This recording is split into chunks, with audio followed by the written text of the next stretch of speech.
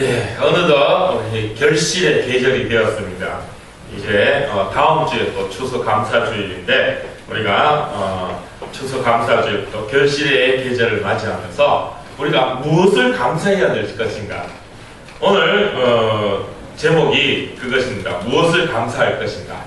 감사를 하긴 하는데 또 감사를 해야 되는 것은 우리가 알고 있는데 과연 그러면 우리가 하나님 앞에 무엇을 감사해야 할 것인가를 우리가 알아야 되겠습니다. 무작정 그냥 감사합니다 주여 아멘 하고 달려가는, 물론 그것도 중요합니다. 그러나 우리의 믿음이 그런 믿음이 아니라 구체적으로 내가 무엇을, 하나님이 나에게 어떤 은혜를 주셨고 내가 또 무엇을 감사해야 되는가를 분명히 아는 그런 믿음이 되어야 할 것입니다. 그래서 성경에 많은 감사들이 나옵니다. 또 하나님 앞에 정말 진심으로 감사했던 많은 인물들이 나옵니다.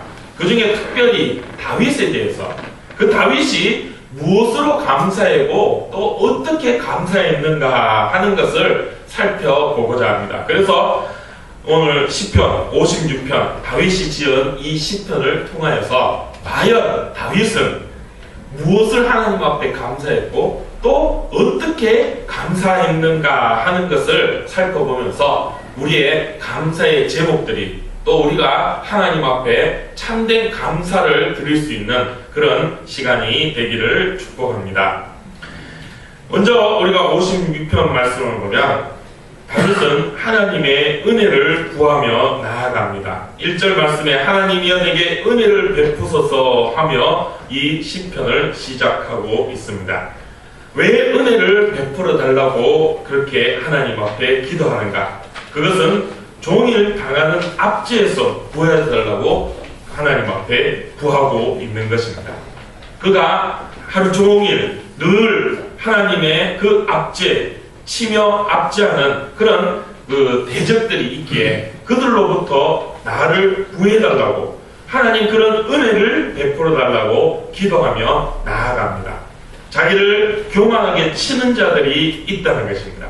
그리고 약한 자를 돌보지 않고 억압하는 자들, 그 원수와 그 교만한 자들이 자신을 집어삼킬 듯이 삼키려고 덤벼드는 그런 이 상황 가운데에서 하나님 나를 구원하여 주시고 그 구원의 은혜를 베풀어 주시옵소서 하면서 하나님 앞에 그 원수들에 대한 두려운 마음을 토로하고 있는 것입니다. 다윗은 그 두려움으로 하나님을 의지한다고 고백합니다. 하나님을 의지하고 찬양한다고 또 고백하고 있는 것입니다. 하나님 앞에 그 두려운 마음으로 나아가매 하나님 내게 은혜를 베풀어 주시고 이 두려움으로부터 나를 구하여 주시고 내 마음에 있는 이 두려움을 주님 해소하여 주십시오 하며 기도하고 있는 것입니다. 그런데 그 다윗은 그렇게 하나님을 의지하였은즉 두려워하지 아니한다고 고백하고 있는 것입니다. 하나님 앞에 기도하며 하나님을 의지하며 달려갔더니 내 마음에 이 두려움이 사라졌습니다 라고 고백하고 있는 것입니다. 하나님을 의지하는데 혈육을 가진 자가 어찌하리요 하는 그런 믿음의 고백을 하고 있는 것입니다. 즉 하나님이 나를 지켜주시기에 저 원수들이 아무리 나를 집어삼킬 것 같이, 그리고 아무리 나를 억압하고 괴롭히고 나의 생명을 빼앗으려고 한다 할지라도 내가 하나님을 의지하기에 그 하나님이 나를 지켜주실 줄 믿습니다. 그리고 그 하나님이 나를 지켜주시기에 저들이 나를 어찌할 수 없음을 나는 믿습니다 라는 그런 믿음의 고백을 하고 있는 것입니다. 이 고백은 다윗이 반드시 하나님께서 나를 지켜주신다 하는 그런 믿음에 근거하고 있는 것입니다. 아무리 저들이 나를 집어삼킬 듯 하고 아무리 저들이 나를 괴롭히고 또 내가 억울한 상황이 있다 할지라도 하나님이 나를 지켜주신다. 바로 그 믿음이 있기 때문에 하나님 앞에 나아가는 것입니다. 하나님을 향한 이 믿음, 오늘 우리들도 이 믿음으로 하나님 앞에 나온 줄 믿습니다. 하나님이 나를 지켜주신다는 이 믿음이 없으면 우리가 이 시간 여기에 앉아있을 이유가 없죠. 하나님이 나와 함께 하신다, 이 믿음이 없다면 우리가 하나님을 믿습니다 고백할 수가 없는 거죠. 여러분들이 왜 이 자리에 나오셨습니까? 왜 하나님을 믿고 왜 예언교회 교인으로 살아가십니까? 바로 하나님이 나를 지켜주신다는 그런 믿음이 있기 때문일 것입니다. 이런 하나님을 향한 우리의 믿음은 하나님의 공의에 근거한다는 것입니다. 하나님의 공의, 다른 말로 하면 또 쉽게 얘기하면 정의라고 할 수 있겠죠. 그 하나님의 공의, 그 정의를 바탕으로 우리는 하나님을 믿고 의지한다는 것입니다. 즉 하나님의 공의, 하나님의 정의, 그것이 무엇인가? 그것은 바로 내 욕심대로 살아가며 내 욕심으로 남을 괴롭히고 핍박하는 그러한 것들, 그것이 옳지 않음을, 그런 세상 가운데에서 믿음의 사람들이 그 하나님의 의를 이루어가면서 약한 자를 돌보고 하나님의 사랑과 은혜로 이 세상을 살펴주시고 하나님께서 그렇게 하나님의 의를 위해 살아가는 자들을 지켜주시고 함께 하신다 하는 그런 믿음, 바로 그 하나님의 공의에 의지하여 하나님을 구하고 바라는 것입니다. 비록 하나님을 의지하여도 이 세상의 핍박은 만만치가 않습니다. 내 욕심대로 살아가는 것이 아니라 하나님의 뜻을 위해서 하나님이 베풀어 주신 그 사랑을 나누고 또 그 사랑을 증거하는 그런 삶을 살고자 하면 이 세상에서는 반드시 핍박이 있을 수밖에 없다는 것입니다. 왜냐하면 세상은 그런 하나님의 공의, 그런 하나님의 정의를 부정하고 그것을 배척하기 때문인 것입니다. 내 욕심대로, 내 의지대로 내 힘을 믿고 살아가는 것이 세상이기에 하나님 의지하고 하나님 바라면서 하나님을 구하는 그 은혜와 능력을 구하며 살아가는 그 믿음의 사람들은 세상 가운데 발붙일 곳이 없다는 것입니다. 세상은 하나님의 공의를 부정하고 무너뜨리려 합니다. 그렇기 때문에 믿음의 사람들을 더욱 괴롭게 하고 핍박할 수밖에 없는 것입니다. 그게 바로 믿음의 삶, 이 세상의 모습인 것입니다. 다윗도 역시 그러했습니다. 다윗의 괴로움도 역시 그러한 하나님의 믿음에 근거하여 하나님의 공의에 근거하여서 이루어진 그런 괴로움인 것입니다. 다윗은 그 괴로움을 이렇게 고백합니다. 눈물을 주의 병에 담으소서라고 고백합니다. 8절 말씀을 보면 나의 유리함을 주께서 계수하셨사오니 나의 눈물을 주의 병에 담으소서 이것이 주의 책에 기록되지 아니하였나이까 라고 고백합니다. 너무도 힘들고 너무도 괴로워서 밤마다 날마다 눈물을 흘리는 다윗의 모습, 그 눈물이 하나님의 병에 담기워졌다라고 고백하고 있습니다. 눈물을 병에 담을 정도로 많이 흘렸다는 것이죠.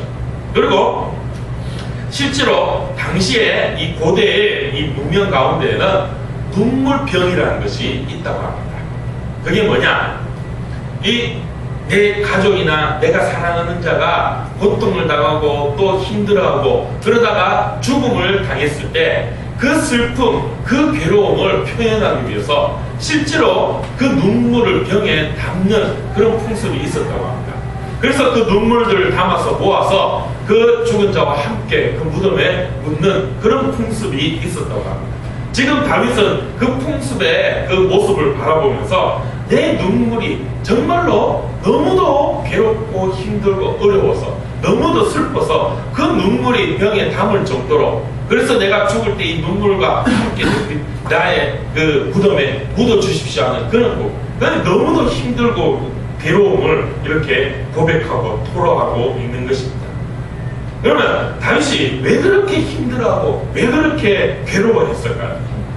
오늘 이 56편, 10편 56편 그 표제 제목에 보면 다윗의 밑당시 인도를 따라 요납 엘렘 르호김에 맞춘 노래하면서 다윗이 가드에서 블레셋인에게 잡힌 때라고 제목이 되어 있습니다. 즉 다윗이 가드라는 곳에 블레셋 사람들에게 잡혀 있을 때 이 시편을 고백했다라고 말씀하고 있는 것이죠.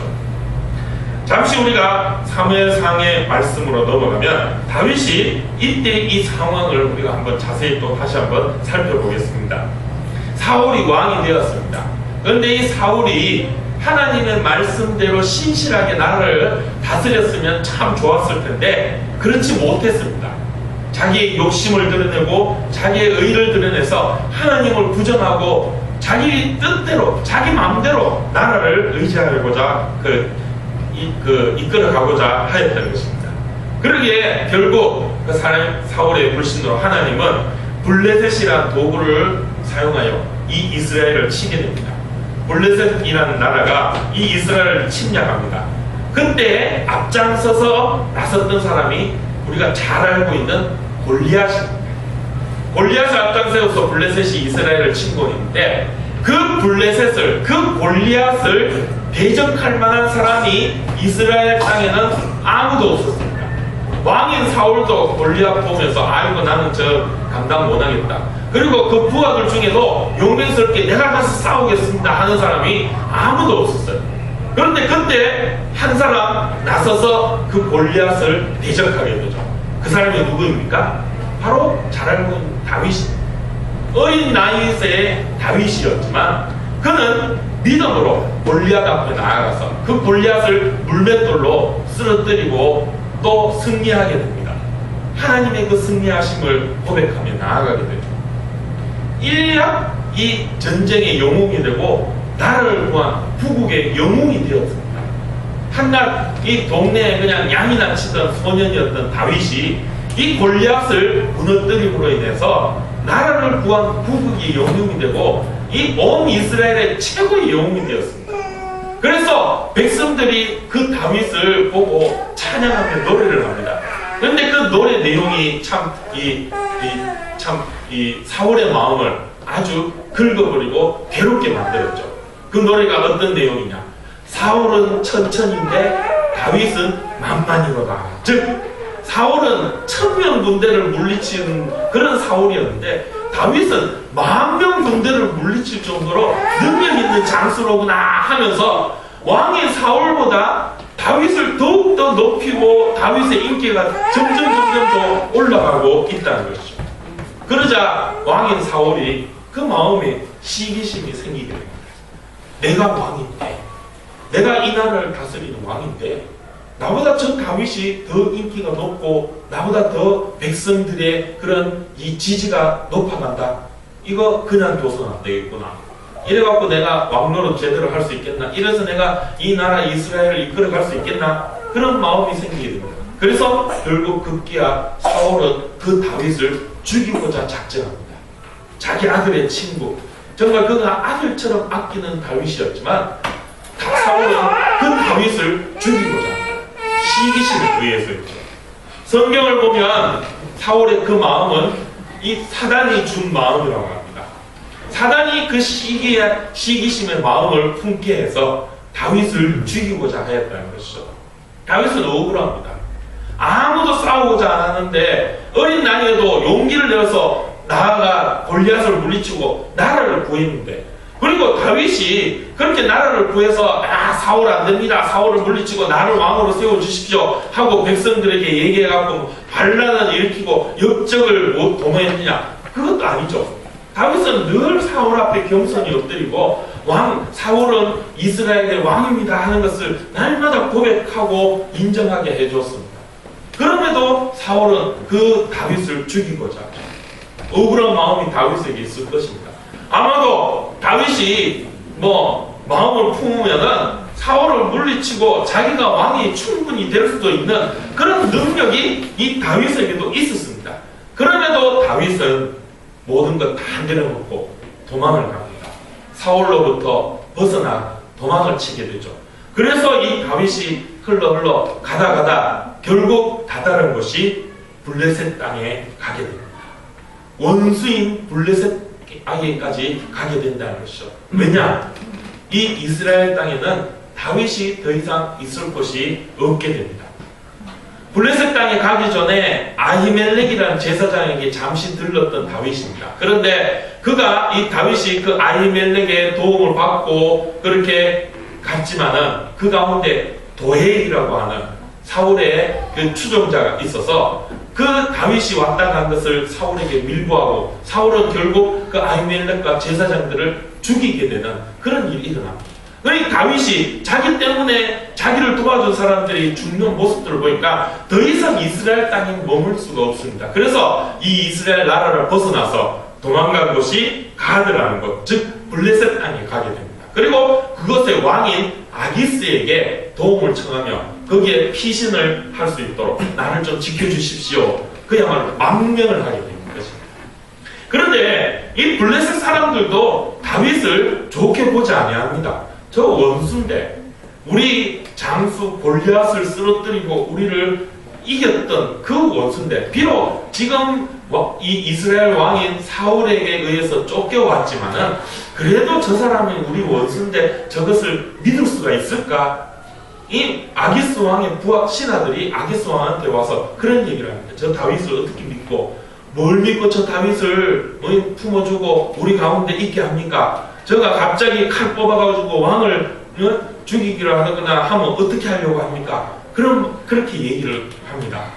다윗이 그 모습을 보면서 야, 여기서도 내가 있을 곳이 못 되는구나. 여기서도 내가 잘못하면 죽을 수도 있겠구나. 생명의 위협을 느낍니다. 그래서 다윗이 결국 꾀를 낸 게 그 아기스 왕이 앙신케 하기 위해서 침을 질질 흘리며 미친 채를 했다는 것입니다.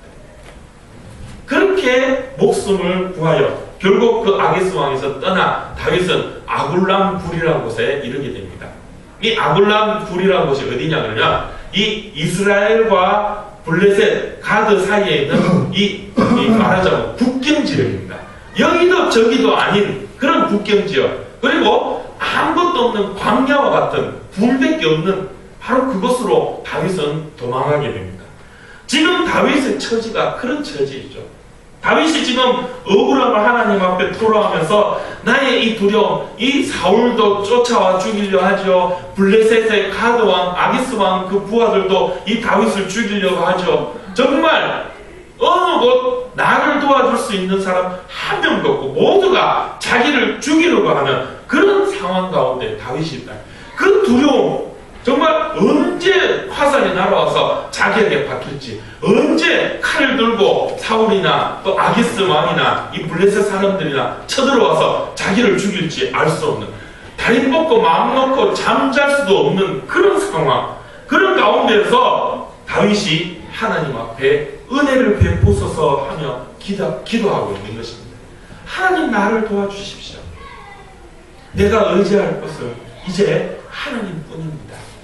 내가 바라고 구할 것은 하나님뿐입니다. 어디를 가도 내가 마음 편히 있을 수 없고 어느 곳에서도 내 편에 되어줄 사람 아무도 없는데 이제 나는 오로지 하나님만 바랄 수밖에 없습니다. 하나님 내게 은혜를 주시옵소서. 그렇게 고백하고 있는 것입니다. 그야말로 나의 유리함, 내가 이렇게 떠돌아다니고 갈 곳 없어서 마음 편히 다리 뻗고 잠잘 곳 없는 나의 이 처지 하나님 잘 아시지 않습니까? 나의 이 원통함, 나의 이 괴로움 하나님 아시지 않습니까? 하나님 앞에 기도하고 있는 것입니다.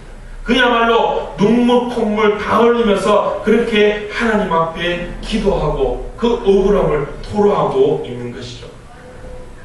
오늘 우리들 마음 가운데도 이런 억울함과 원통함이 있을 것입니다. 왜냐?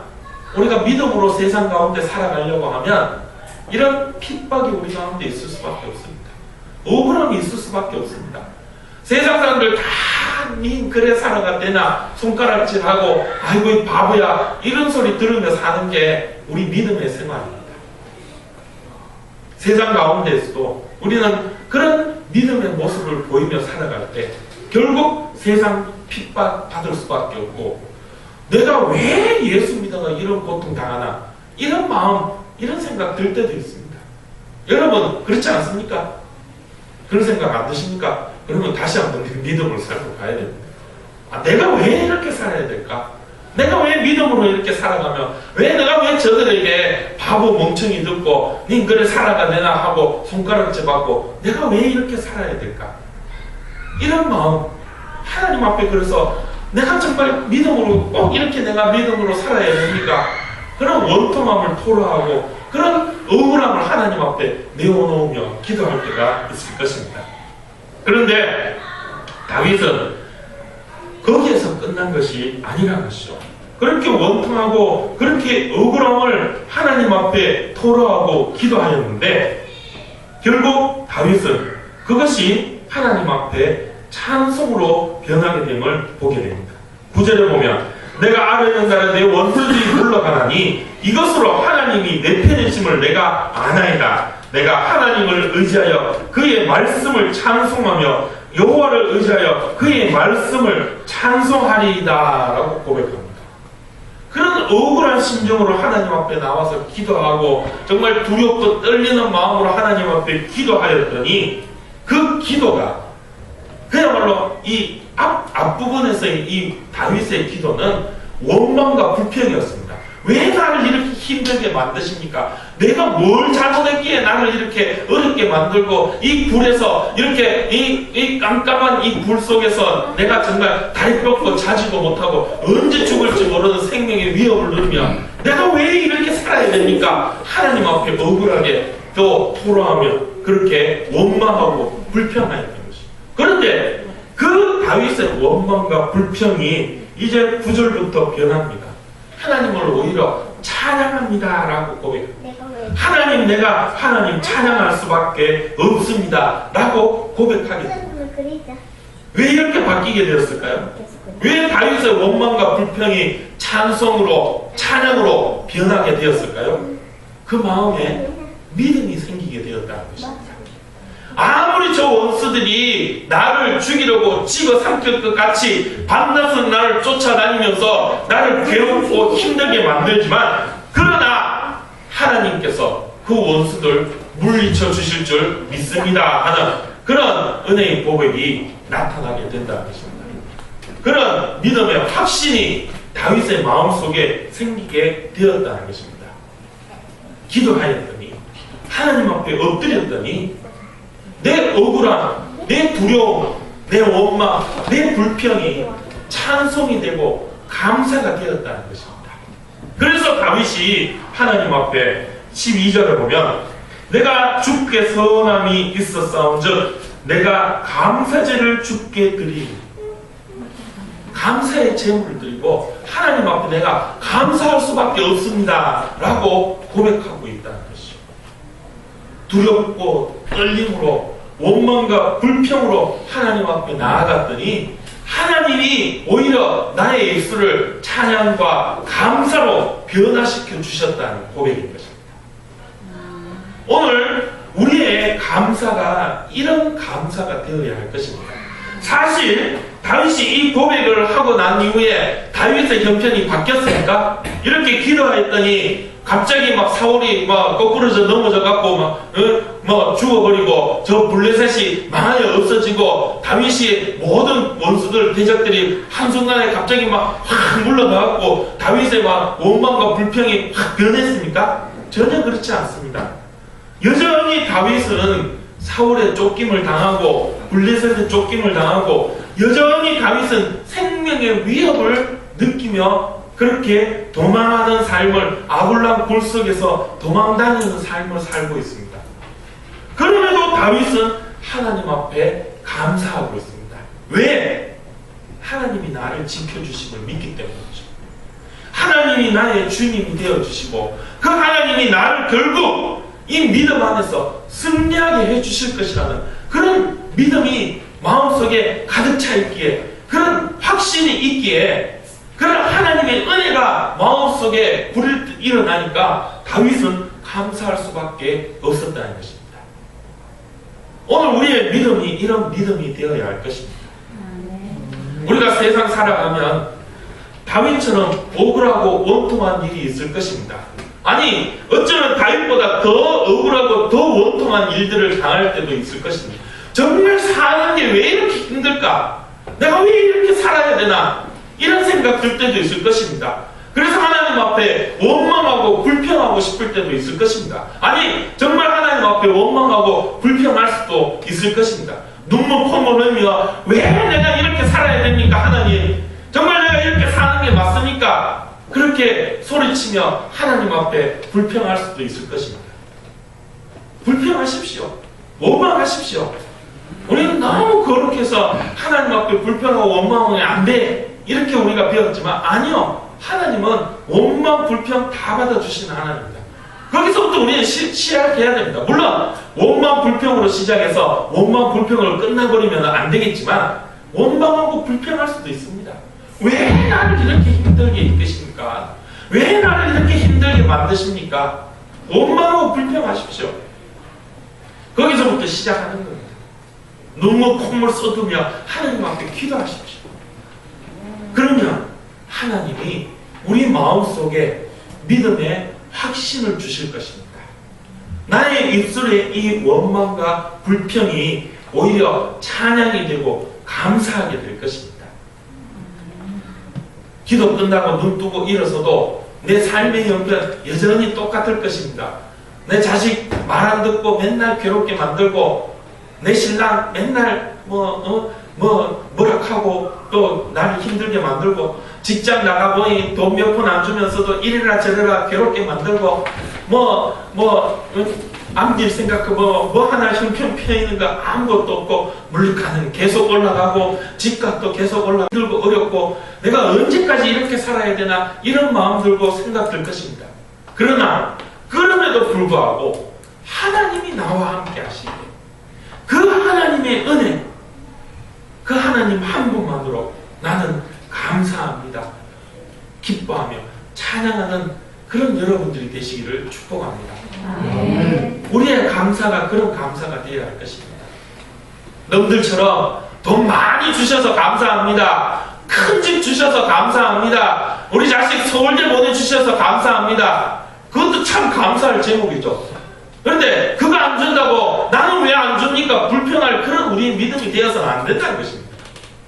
우리는 자꾸 그런 믿음으로 나아가려고 합니다. 나하고 자꾸 비교해요. 저 사람은 저렇게 돈 많이 벌고 재산 많고 저 큰 집에 살고 학교 다닐 때 저는 우리 동창인데 저 사람 내보다 공부도 못하고 맨날 콕찍찍하는 내가 맨날 주패고 내한테 맨날 맞고 얻어 터지고 댕기던 아가 요즘 아가 오히려 잘 먹고 좋은 거 막 배 아파 죽겠다. 하나님 나는 왜 이 은혜를 안 주실까? 맨날 나는 전전긍긍하고 돈 맨날 없어갖고 왜 하면 좋겠노 생각하고 저 집 자식은 보니까 뭐 해주는 것도 없는데 서울대 가고 어디 좋은 데 가고 직장도 뭐 좋은 직장 해가 뭐 월급을 몇백만 받는다 하는데 우리 자식은 학교도 공부도 뭐 해가 뭐 대학이나 갈란가 뭐 직장 어디 좋은 데 갈란가 뭐 맨날 뭐 왜 나를 이렇게 힘들게 만듭니까? 원망하고 불평할지 모릅니다. 세상 비교하면 내 마음 괴롭고 힘듭니다. 그러나 우리는 그 세상 바라보며 사는 사람들이 아니라는 것이죠. 우리는 하나님 은혜를 구하는 것입니다. 비록 세상이 그렇다 할지라도 비록 그런 세상 기준에 나는 가진 것 없고 없이 산다 할지라도 하나님 은혜로 감사하고 기뻐하는 그런 믿음 우리의 감사는 그렇게 되어야 할 것입니다. 우리가 무엇을 감사해야 할 것입니까? 비록 그럼에도 불구하고 하나님 나를 사랑해 주시고 자녀 삼아 주셔서 감사합니다.